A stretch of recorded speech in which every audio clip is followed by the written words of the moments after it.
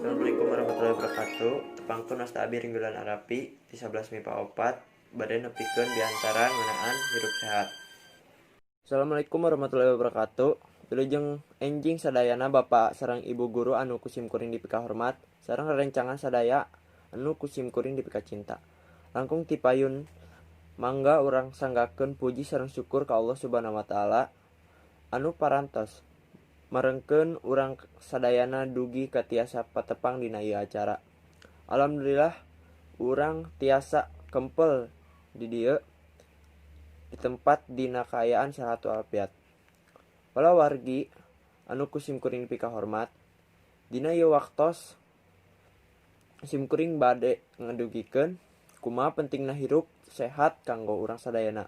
Urang sadaya kedah atanapi wajib ngajagi lingkungan sareng awak nyalira sangkan ditebihkeun tina sagala rupi panyakit.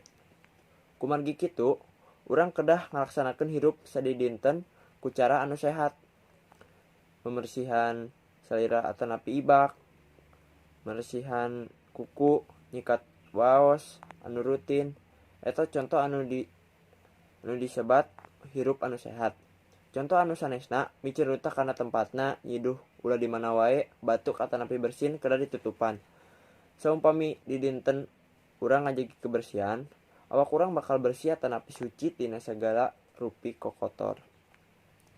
Bebersih teh hartosna, bebersih sucina urang sareng lingkungan dina sabudeureun urang. Urang kedah mika cinta kana kabersihan supados manah urang oge suci sareng bebersih.